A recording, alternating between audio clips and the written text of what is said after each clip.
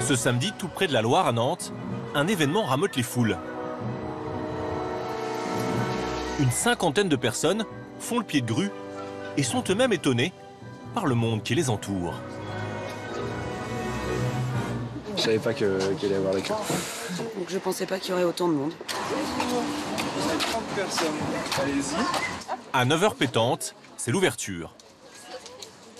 Ils accélèrent tous le pas pour être les premiers à profiter d'une vente d'un nouveau genre.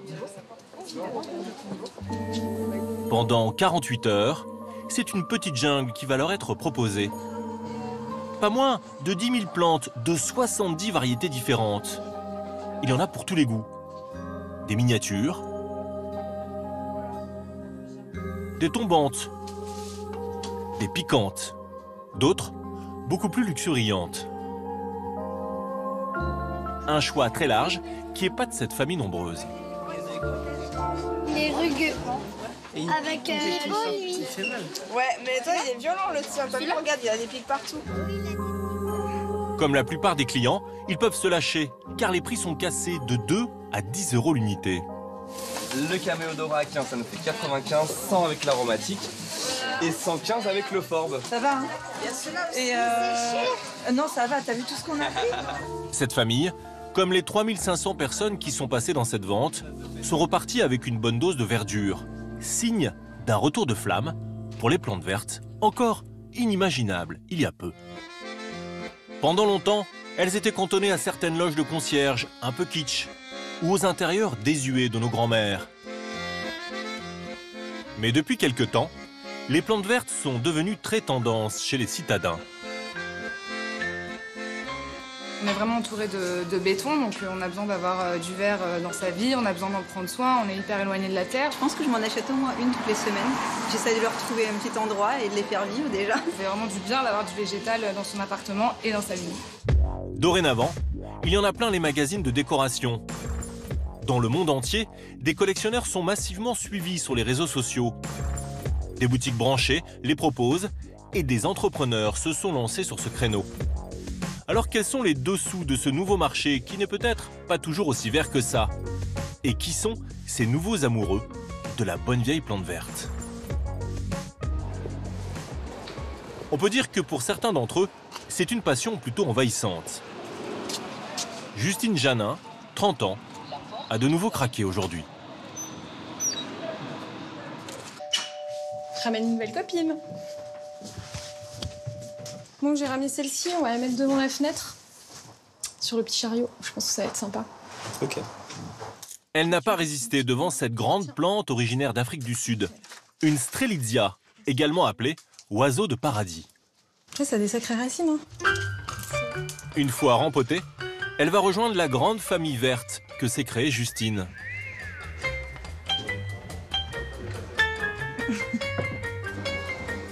C'est centré? Oui. Ouais. Bon bah voilà.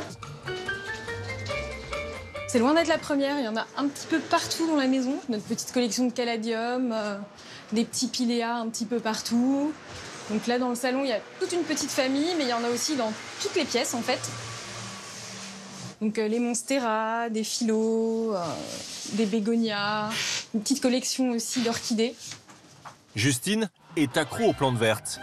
En quelques années, elle en a accumulé plus de 250 dans ce 3 pièces parisien de 65 mètres carrés. Aucun espace n'est épargné. Il y en a dans sa chambre à coucher. Ce puits de lumière est transformé en petite jungle. Et dernière touche, une plante trône aussi au-dessus des toilettes. Tu fais attention pour la sortir de son cache-pot?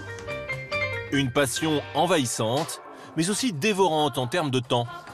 Chaque dimanche, c'est le grand cérémonial de l'arrosage. Elle en a pour 4 heures. Une addiction qui a également un prix. Ces nouvelles plantes qu'elle acquiert chaque mois représentent plusieurs centaines d'euros. Celle-ci coûte la bagatelle de 250 €. Mais cette coiffeuse, qui est passionnée, ne veut pas compter. Il y a le côté de les voir grandir, on s'en occupe beaucoup. Dès qu'il y a une petite pousse, une nouvelle feuille ou quoi que ce soit, c'est quand même hyper gratifiant. Et puis, c'est juste esthétiquement, c'est fabuleux, quoi. On voit toute la diversité qu'on peut avoir dans les feuillages, dans les couleurs, dans la forme des feuilles. C'est assez incroyable, quoi. Cet amour des plantes, c'est sa grand-mère qui lui a transmis dans son enfance, quand elle habitait en Bourgogne. Elle est montée à Paris il y a 10 ans, avec ses créatures végétales bien aimées. Et là, elle a rejoint un mouvement qui la dépasse très largement. Régulièrement, Justine prend ses plantes en photo. Coquinou, c'est fini?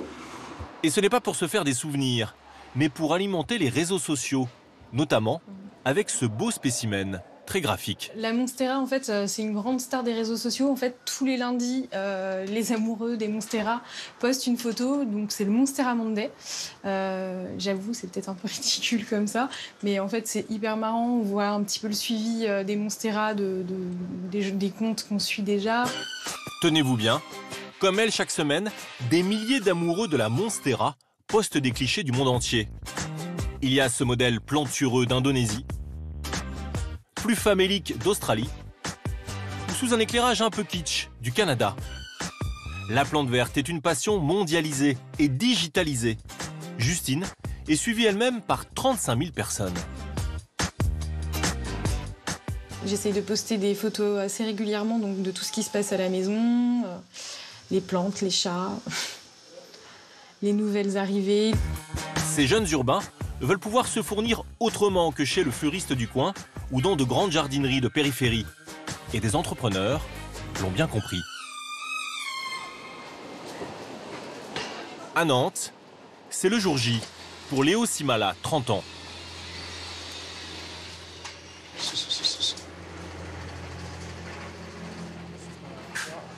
Stop, stop, stop, stop. Thank you. C'est lui qui organise la grande vente de plantes sur 48 heures. Nous sommes la veille de l'ouverture et avec son équipe, il doit tout mettre en place en un temps record. Il y a 2 personnes qui viennent ici, en haut.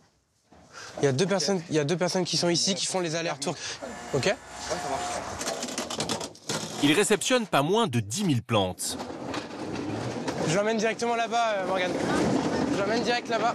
Et n'a que quelques heures pour les installer dans cette arrière-salle de restaurant. Ses atouts, par rapport aux grandes jardineries situées en périphérie, c'est de vendre en plein centre-ville ce très large choix. Il y a 70 variétés différentes, mais surtout à des prix qui défient toute concurrence, de 2 à 10 € pièce. Il a Le mec, compris. il fait bien 10? Ouais. Ok. Les... 6 Pyrrhus, papyrus, 10 aussi.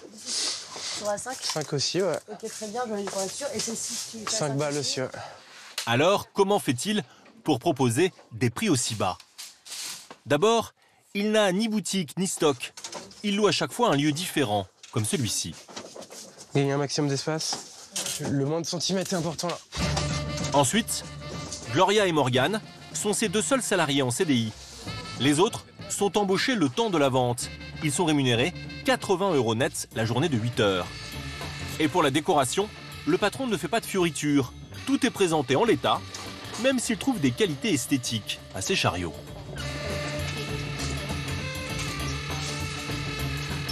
D'une certaine manière, les plantes sont très délicates, très fragiles, très graphiques, et en même temps, ces chariots sont très bruts, très métalliques en même temps. Et voilà, c'est un peu notre touche. Et oui, effectivement, ça nous démarque de la grande distribution des plantes, etc. Je le pense. Après 5 heures ventées, il y a très peu de temps.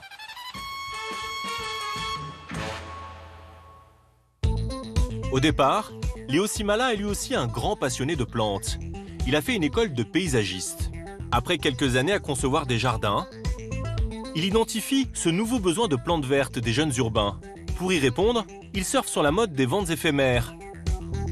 Et avec 6 000 € en poche, il lance sa première opération à Paris en juin 2017, dans cette petite boutique.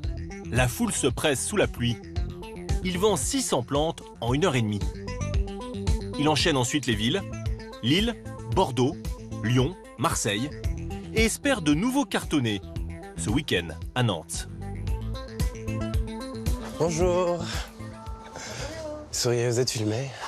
Samedi, 8 h du matin, il retrouve son équipe. Son entreprise a beau être toute récente, la méthode marketing est bien rodée. Pour commencer, tout le monde doit revêtir un uniforme. Vert, évidemment. Puis, c'est le moment d'une formation express pour ces vendeurs éphémères. et vous le gardez en exemple, tant que vous lui expliquez. L'aloe vera aussi, c'est très peu l'entretien. Donc en général, c'est une fois tous les 15 jours. Une fois... Bio et d'Espagne. Ouais, exactement. Donc une fois tous les 15 jours en été, une fois par mois en hiver. Après, pour les cactus, ce qu'il faut savoir, c'est assez simple aussi, c'est que c'est une fois par mois l'été et pas du tout l'hiver. Alors, les enfants, venez tous. Puis le patron les motive une dernière fois, avant l'ouverture des portes. Surtout, n'inventez pas des choses. Genre, ne dites pas des trucs que vous ne connaissez pas sur les plantes auprès des gens. La sincérité, la sincérité, la sincérité. N'oubliez pas que ce que vous vendez, c'est des plantes. C'est que du positif pour les gens, donc soyez positifs avec eux. Allez, cheese. Reste à faire une photo pour les réseaux sociaux, un moyen efficace de se faire de la publicité sans dépenser un centime. La vente a ainsi été annoncée à plusieurs reprises ces dernières semaines. C'est comme ça que cette petite foule a été attirée. Dont cette mère et cette fille qui ont fait 50 km. C'est la deuxième fois qu'elles viennent, alléchées par les prix. C'est cher dans les autres magasins. Donc là, c'est vrai que les plantes à 5-10 euros, ça vaut le coup, quoi. Surtout qu'il y a vraiment de tout. La dernière fois, j'avais vraiment trouvé de tout, donc hâte de voir tout ça. Quelques instants plus tard, elles vont découvrir les lieux. Autour d'elles, les clients se servent. Et les vendeurs n'ont pas grand-chose à faire, à part les accompagner de quelques conseils. D'accord. En général, vous pouvez les... Ouais, c'est exactement. Vous pouvez l'oublier un peu, celle-ci. Il n'y a aucun problème. D'accord? D'accord, merci. Je vous en prie. Oui, bonjour. Je me demandais, en fait, c'est pour mettre derrière, mais une fenêtre. Ouais, c'est très bien. Tant que c'est pas en plein soleil, c'est bien. Et d'ailleurs, au bout d'une demi-heure, la mère et la fille ont les bras pleins. Elles se sont notamment procuré la star des réseaux sociaux, la fameuse Monstera, vendue un peu plus cher que les autres, 15 €. C'est là, je la recherchais vraiment et je l'ai trouvée, donc je suis super contente. Et le cactus. Ouais. Et le mini cactus. Mickey, bien sûr. Cactus Mickey. C'est joli tout bien. Au total, elles repartent avec 4 plantes pour une addition plutôt raisonnable. 27, s'il vous plaît. Elles rentrent chez elles, heureuses de pouvoir verdir leur maison à petit prix, comme les 3500 clients qui ont fait le déplacement sur 2 jours. Des ventes comme celle-ci, Léo et son équipe en organisent quasiment tous les week-ends. Ils sont présents dans 8 villes en France. Mais ces plantes aux tarifs écrasés, qui donnent le sentiment à cette petite foule d'être au contact de la nature, dans quelles conditions sont-elles produites? Elles font un long chemin, car l'immense majorité voit le jour aux Pays-Bas, dans les environs de Rotterdam. Là-bas, on découvre le spectacle incroyable de ces 9000 hectares de serres. Nous sommes dans le Westland, le plus grand centre européen de production horticole. Et c'est ici que sont cultivées en masse toutes nos plantes, tellement à la mode. L'une de ces serres reçoit ce matin la visite de cette petite délégation. Ils travaillent pour Ami Plante, un grossiste hollandais. Ils ne fournissent pas Léo, le jeune entrepreneur, mais des vendeurs du même genre que lui, ainsi que la grande distribution française. Ce jour-là, ils sont à la recherche d'une des plantes les plus à la mode chez nous, le Pilea. Tombée dans l'oubli il y a quelques années, elle est récemment devenue l'autre vedette des réseaux sociaux. Et ils cherchent des spécimens qui pourront taper dans l'œil des clients. Là, il y a ces feuilles jaunies que nous ne voulons pas. Les marrons non plus. Ça ne va pas. On a besoin de plus de volume sur ce modèle.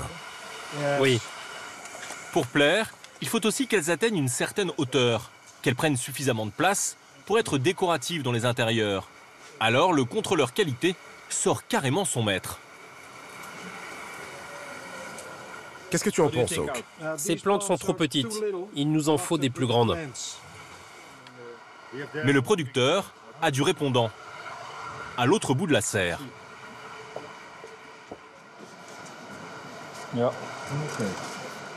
C'est mieux. Oui, c'est beaucoup mieux.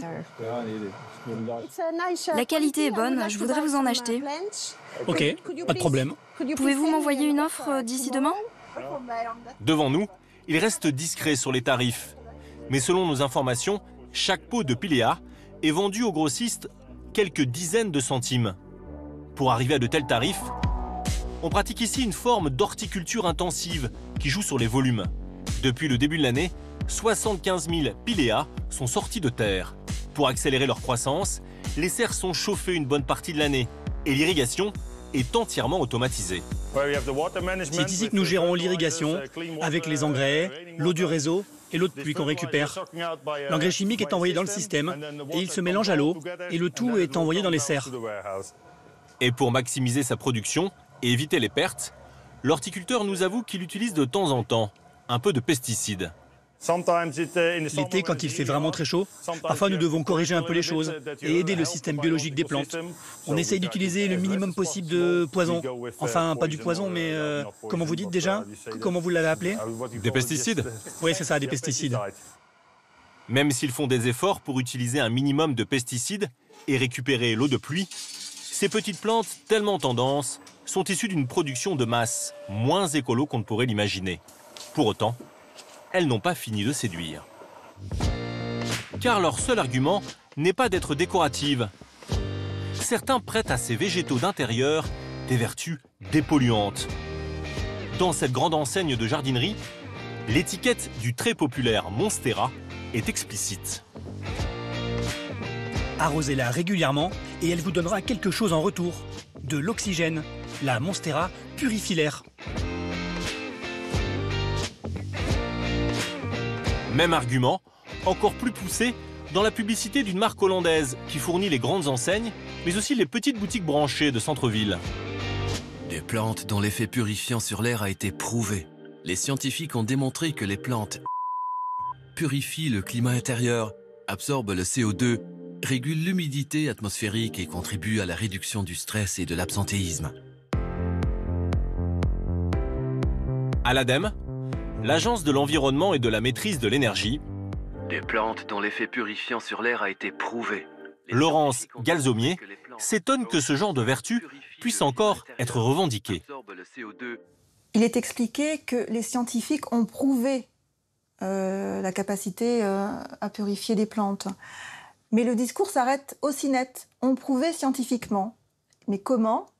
Quelle étude? Quand? Quelle espèce? Quelle concentration? Dans quelles conditions expérimentales? Ça, c'est pas précisé. Donc pour moi, c'est un argument qui m'apparaît un peu gratuit. Une seule étude, réalisée par la NASA dans les années 80, a montré que les plantes pouvaient dépolluer l'air. Mais c'était dans un univers très confiné, équivalent à celui d'un engin spatial. Laurence Galzomier a de son côté mené une nouvelle étude, cette fois-ci dans une maison témoin, et a trouvé des résultats inverses. C'est ce type de plantes, alors beaucoup moins développées, elles étaient beaucoup plus petites, mais on en avait quand même placé jusqu'à 12 dans 4 jardinières dans la pièce. Le rendement épuratoire n'a jamais été suffisant pour pouvoir épurer l'air complet de la pièce qui avait été testée. Les conclusions, publiées en 2011, sont sans appel. L'ADEME considère que l'argument plante dépolluante n'est pas validé scientifiquement. Les plantes ne dépolluent pas l'air de nos intérieurs, mais il y a beaucoup d'autres bonnes raisons d'en acheter. Il faut cependant prendre quelques précautions si vous en possédez énormément, comme Justine la passionnée. Nous avons montré des images de son intérieur à la scientifique de l'ADEME. Ah ben, là, il y a beaucoup de plantes. Il y en a un peu partout, hein. Quand on accumule autant de variétés, il faut un peu se méfier. Il y a des espèces de plantes vertes d'intérieur qui peuvent être toxiques. Donc, quand on a des jeunes enfants à la maison qui mettent souvent tout à la bouche, qui peuvent mâchouiller des bouts de feuilles, si c'est une espèce qui est toxique, on peut avoir des irritations buccales, des développements d'œdème, des gènes respiratoires. À part ce risque mineur, les plantes vertes sont donc parties à la conquête de notre quotidien. Elles ont même suivi Justine dans son salon de coiffure à Paris. On refait juste les racines, hein. La coupe elle est bien là. Oui. Vous avez coupé quand? Vous en sortez?